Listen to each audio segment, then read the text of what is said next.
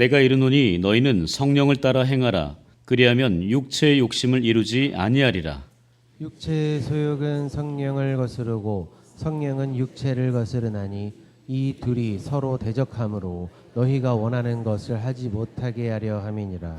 너희가 만일 성령의 인도하시는 바가 되면 율법 아래에 있지 아니하니라. 육체의 일은 분명하니 곧 음행과 더러운 것과 호색과 우상 숭배와 주술과 원수 맺는 것과 분쟁과 시기와 분냄과 당 지는 것과 분열함과 이단과 투기와 술 취함과 방탕함과 또 그와 같은 것들이라. 전에 너희에게 경계한 것 같이 경계하니 이런 일을 하는 자들은 하나님의 나라를 유업으로 받지 못할 것이요. 오직 성령의 열매는 사랑과 희락과 화평과 오래 참음과 자비와 양선과 충성과 온유와 절제니 이 같은 것을 금지할 법이 없느니라. 그리스도 예수의 사람들은 육체와 함께 그 정욕과 탐심을 십자가에 못 박았느니라.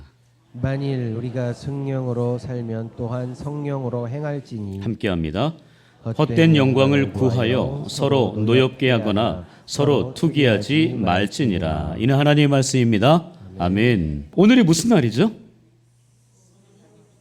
네, 무슨 주일이에요? 성령 강림 주일입니다. 성령 강림 주일은 사도행전 2장에서 오순절날 일어났던 너무나 중요한 사건이죠. 그런데 그 사건 일어나기 이전에 주님께서 사도행전 1장에서 말씀하셨어요. 너희들은 기다려라. 내가 너희에게 줄 성령을 기다려라 말씀하셨습니다. 예루살렘을 떠나지 말고 여기에서 좀 기다려줘. 여러분, 그러면 예수님께서 이제 승천하시고 나서 며칠 만에 성령이 임하셨습니까? 우리 천문자 권사님 빙고, 열흘입니다. 40일이 아니에요? 50일? 그건 이제 전체로 했을 때 예수님께서 부활하신 후 전체로 했을 때는 50일 만에 오신 거예요. 성령께서. 그러나 예수님께서 제자들 보충 수업을 며칠 하셨어요? 40일 보충 수업 하셨어요. 그리고 나서 승천하시고 열흘 만에 오순절날 성령이 임하신 겁니다. 마가다락방에서 모여서 전심으로 기도하고 있는 그때에 불의 혀가 갈라지는 듯한 그 성령이 각 사람 머리 위에 임했다라고 이야기합니다. 오늘 이 자리에 2000여 년 전에 임했던 그 성령의 그 불꽃이 우리 운양의 각 사람 머리 위에도 임할 수 있기를 축복합니다.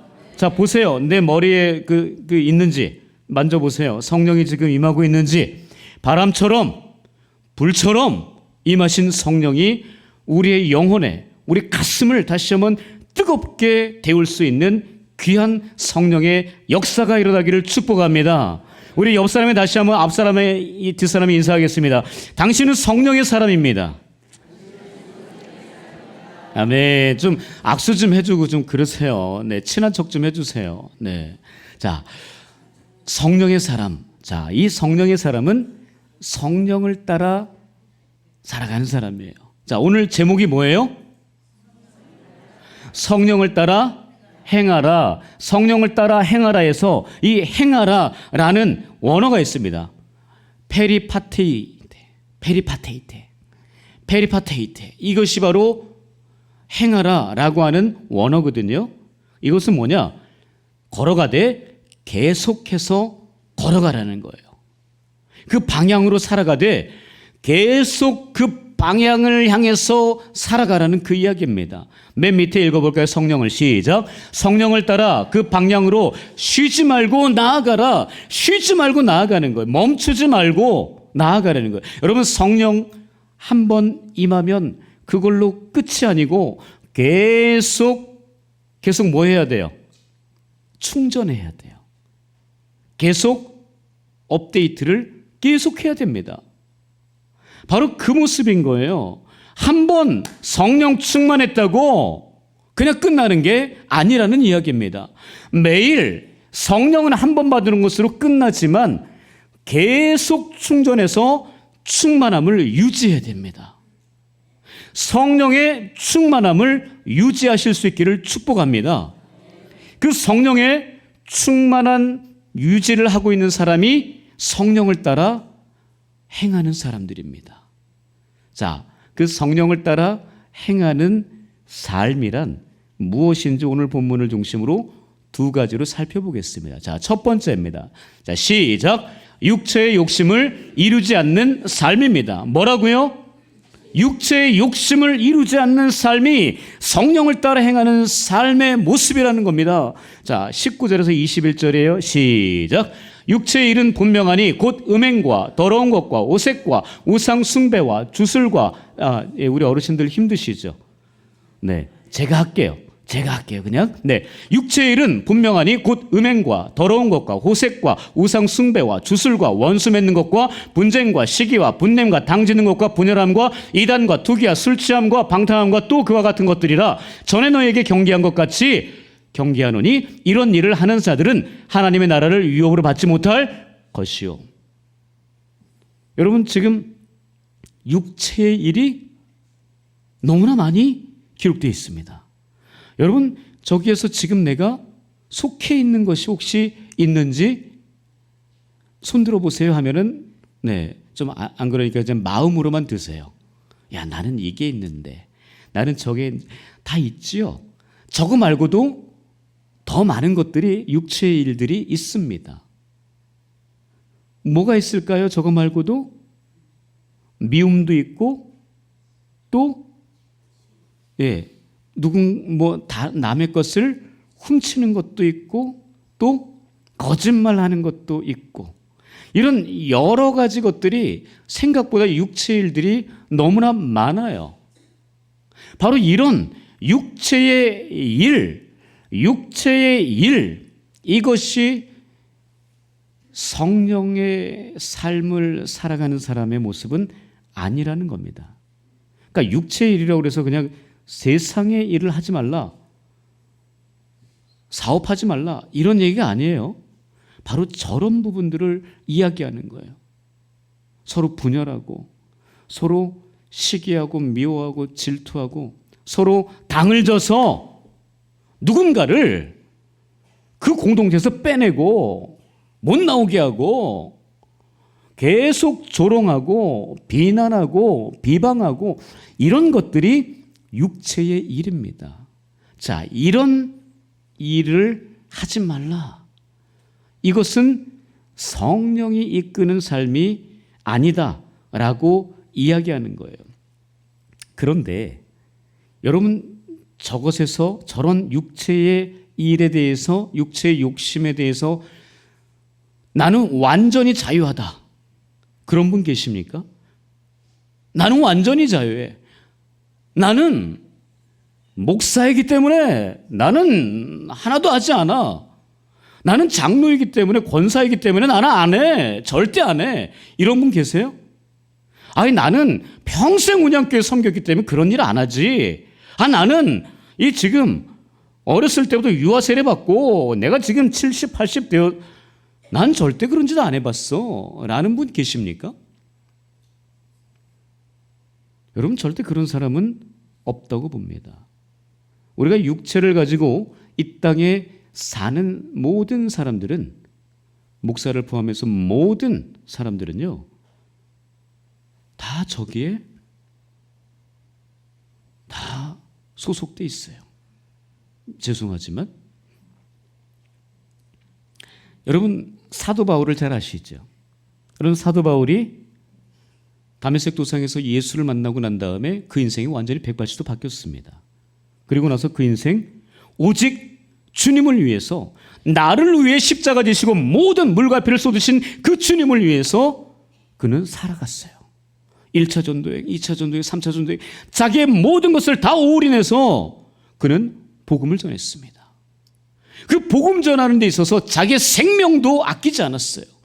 여러 가지 동족의 위험, 강의 위험, 강도의 위험, 모든 잠도 못 자고 배가 파손하고 40에 하나 감한매를 여러 번 맞고 죽을 뻔한 일들이 너무나 많았지만요. 그를 죽이기 위해서 밥도 먹지 않고 잠도 자지 않는 그런 사람들이 쫓아다니는 상황이었지만 그는 절대로 복음 전하는 그 일에 포기란 없었습니다.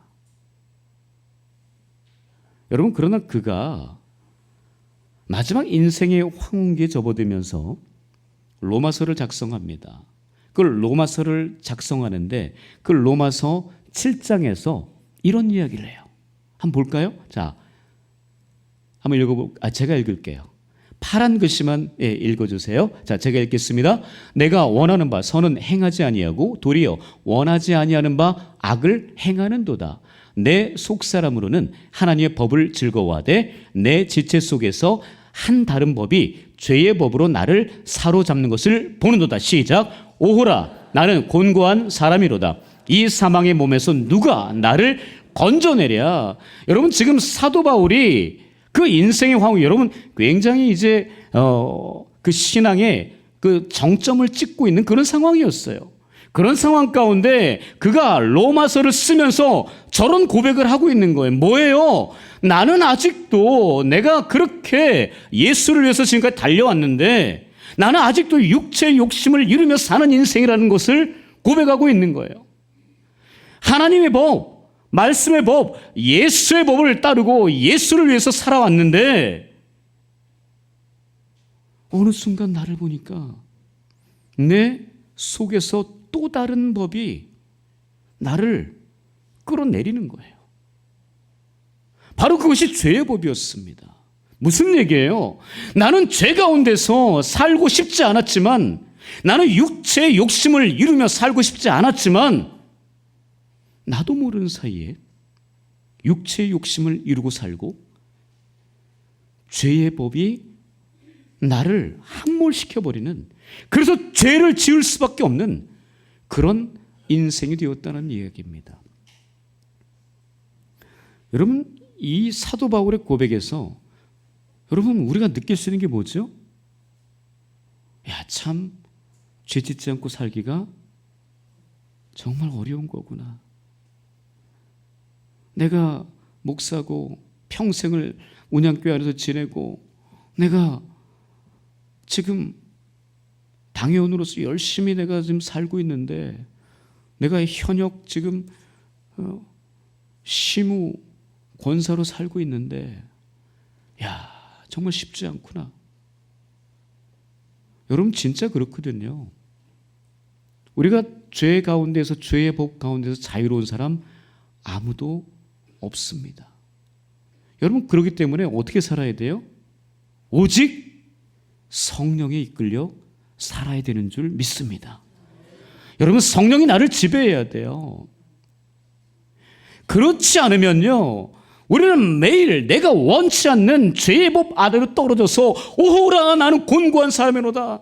이 사망의 법에서 누가 나를 건져내랴. 맨날 이런 소리만, 이 탄식만 하고 살아가는 사람. 여러분, 그래서는 안 되잖아요.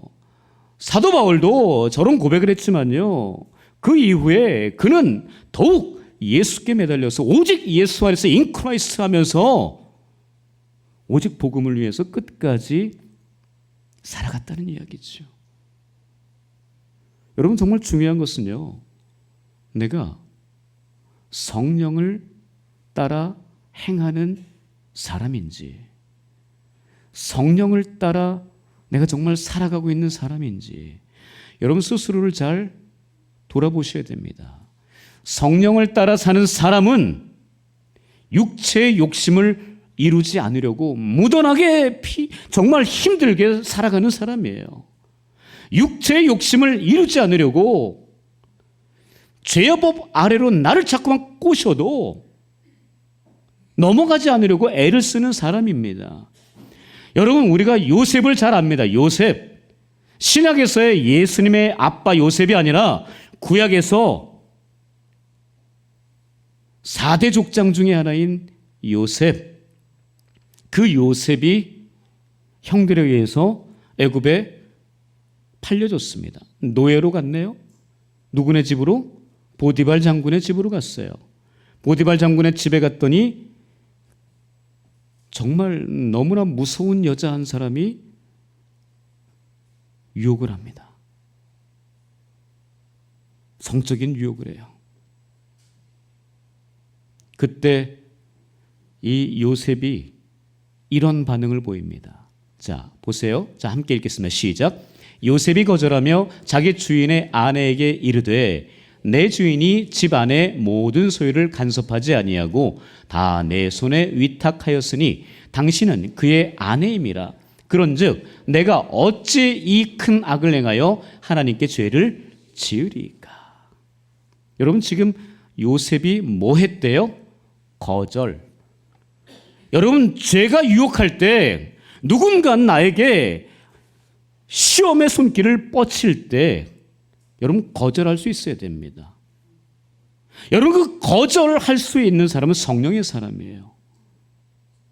뭐 정에 이끌려서 그 사람에게 이끌려서 거절도 못하고 이렇게 가는 사람은 그냥 육체의 욕심을 이루며 사는 사람이에요.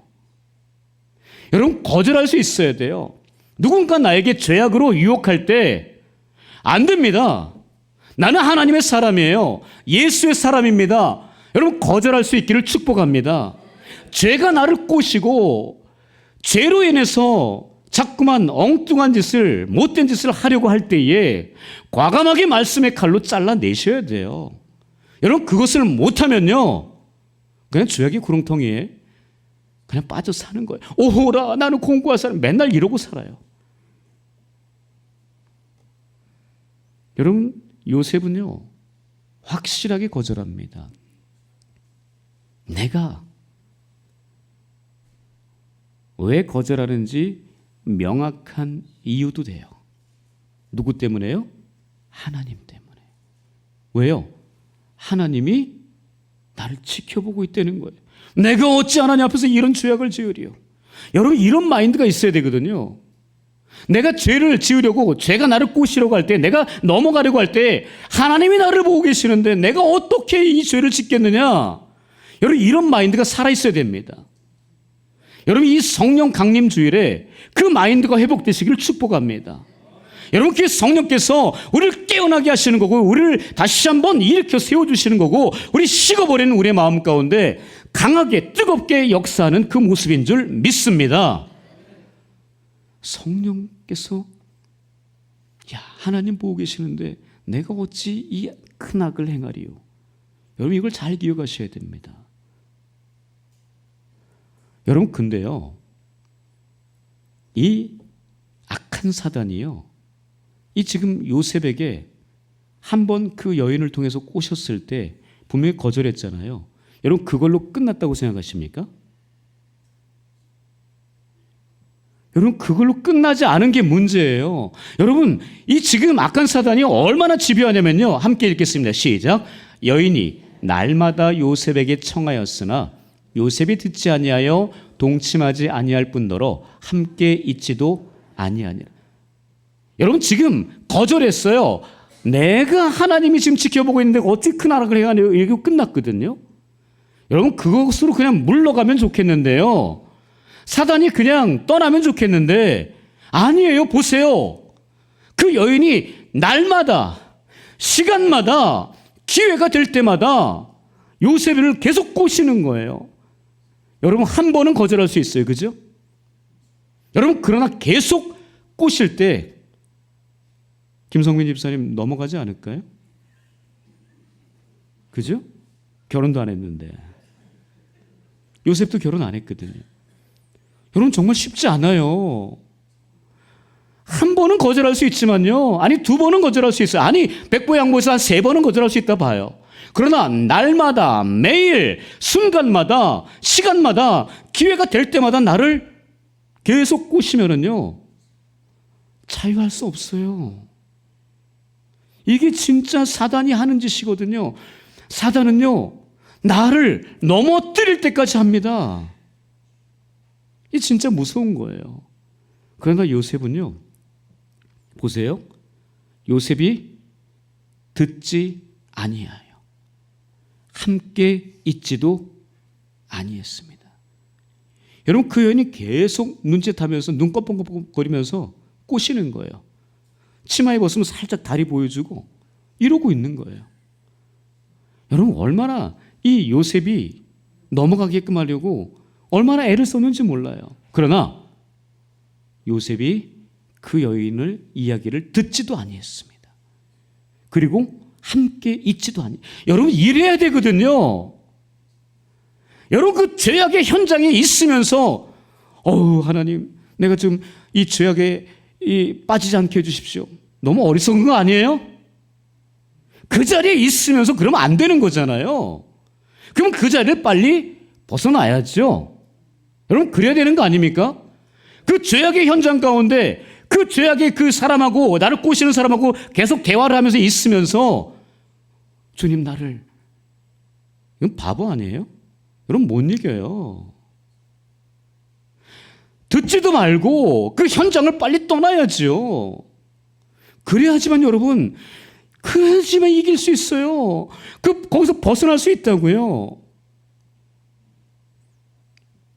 여러분 요셉을 통해서요, 진짜 육체의 욕심을 이루지 않으려면 어떻게 우리가 살아가야 될 것인가, 여러분 명확하게 보시고 깨닫고 그렇게 행동할 수 있기를 축복합니다.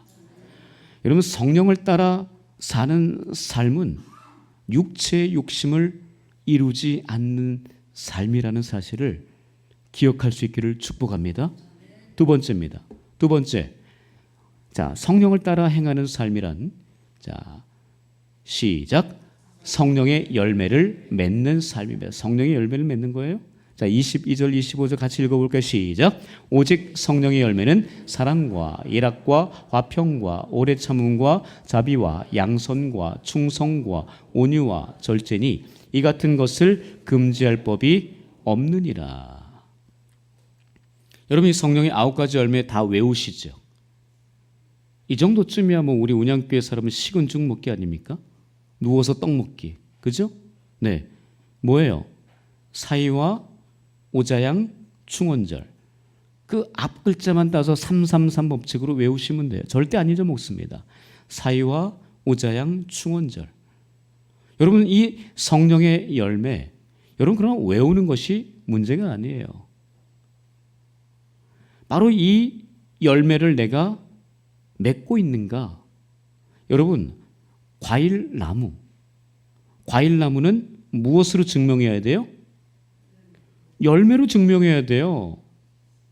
여러분 내가 배나무라면 시간이 지나서 배 열매가 맺혀져야지 내가 배나무인 게 증명이 되는 거예요. 말로 해서 내가 백날 배나무라고 얘기하고 열매도 맺지 못하면 그건 아무것도 아닌 거예요. 여러분 내가 그리스도인이라고 이야기하면 어떤 열매를 맺어야 돼요? 성령의 열매를 맺어야 돼요.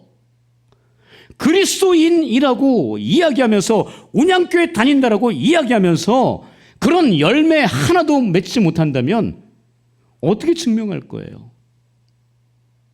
예수님이 나 너 모르는데?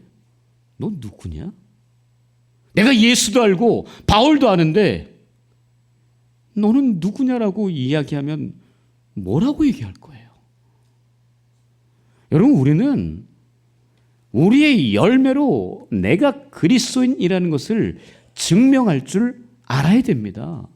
성령 강림주일에 성령을 주세요 라고 그렇게 백날 외쳐대지만 성령을 받고 나서 그 다음이 문제 아니에요? 그 다음에 어떻게 할 건데요? 그 다음에 열매를 맺는, 성령의 열매를 맺는 삶을 살아내야 되잖아요. 성령을 따르는 삶은 그 열매를 맺어내야 되는 거예요. 바로 그 모습을 주님께서 우리에게 기대하고 있습니다. 여러분 우리가 잘 알고 있는 손양원 목사님, 공산당 앞잡이에게 두 아들 동인과 동신을 총살당해서 다 죽고 말았어요. 잃고 말았어요. 여러분 그러고 나서 그 아들 둘을 죽인 그놈 안재선이라고 하는 그 친구를 양아들로 삼습니다. 다 미쳤다 그랬어요. 자기 가족들조차도 그 여동생조차도 여동생이 미쳤다고, 오빠 왜 그러냐고, 아빠 왜 그러냐고. 여러분, 그런 그 모습, 여러분, 그러나 주님께서 그 열매를 보신 거예요. 바로 그것은 사랑의 열매. 그 누구도 감당할 수 없었던 그 열매였습니다.